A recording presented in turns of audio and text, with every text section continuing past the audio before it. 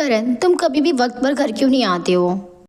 नीलम, मुझे काम तो करना ही पड़ेगा ना, क्योंकि मैं तुम्हारे फैमिली वालों के जितने अमीर तो नहीं हूँ। करण, आप भी ना हमेशा मेरी फैमिली वालों को बीच में लाते हैं। अरे वो होंगे अमीर, लेकिन मैं आपसे प्यार करती हूँ और आपका गरीबी अमीरी में साथ देना मेरा फर्ज है। मुझे कोई एतराज़ नहीं है। नीलम, तुम मेरे लिए कितना बदल गई हो। क्या तुम्हें याद है तुम कॉलेज टाइम कैसी थी? हाँ, मुझे याद है, क्योंकि मैं अपनी सारी फ्रेंड्स की इंसल्ट करती थी, जो मुझे नहीं करना चाहिए था। पता नहीं क्यों तुम्हारे आने से पहले मुझे पैसे से ज़रूर कुछ भी नहीं लगता था। मुझे लगता था जिनके पास पैसे हैं उनके पास इज्जत है, पर अब ऐसा कुछ भी नहीं है करण।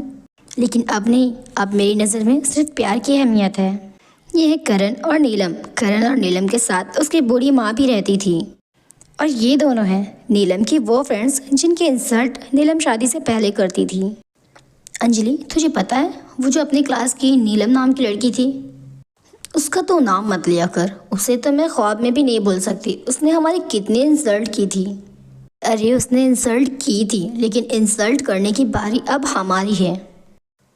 वो कैसे?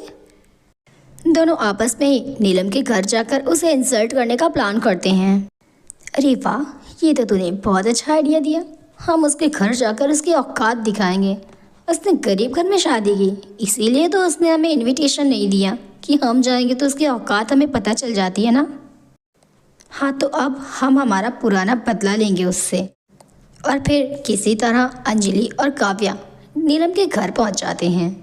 नीलम अपनी सास से बैठकर बातें कर रही थी, क्योंकि नीलम अपनी सास को बहुत प्यार करती थी। अरे काव्या, अंजलि तुम क्यों? हमें यहाँ नहीं आना चाहिए था। तुझे क्या लगा तू हमें शादी में इनविटेशन नहीं देगी, अपना एड्रेस नहीं बताएगी, तो हम तेरे घर का पता भी नहीं चल पाएगा।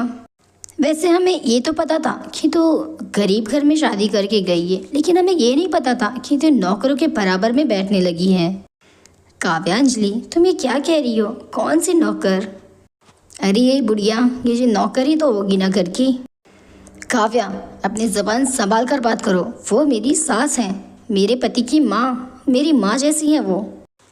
ओह माय गॉड, तुम इतने पुराने ख्यालों की कब से हो गई? मैं तो यहाँ तुम्हारा मजाक बनाने आई थी, यहाँ मेरा ही मजाक बन रहा है। अरे हमारी तो शादी होते ही हमने अपने सास ससुर को आश्रम में छोड़ दिया। वैसे काव्या, अंजलि मैंने सोचा था मैंने तुम लोगों के साथ जो कुछ भी किया था शादी से पहले, मैं उसके लिए माफ़ी मांगूंगी, लेकिन नहीं, तुम दोनों तो मेरी माफ़ी के लायक भी नहीं हो। तुम इतना घिनौना और गिरा हुआ काम कर सकती हो, मुझे नहीं पता था। अपने पति के माँ बाप को आश्रम में छोड़कर तुम्हें लग रहा है तुमने बड़ी वाहवाही का काम किया है। अगर यही काम तुम्हारी भाभी तुम्हारे माँ बाप के साथ करे तो तुम्हें कैसा लगेगा? अरे अपने माँ बाप, अपने पति के माँ बाप दुश्मन तुम क्यों समझते हो? जिनके बेटे के पैसे पर तुम राज करती हो, उनके माता पिता को ही तुम घर से निकाल देती हो। शर्म करो, शर्म तुम्हें आनी चाहिए, मुझे नहीं। और कल को तुम्हारे साथ भी ऐसा ही होगा। जब तुम्हारे बच्चे तुम्हें आश्रम छोड़कर आएंगे, तब तुम दोनों को कैसा लगेगा?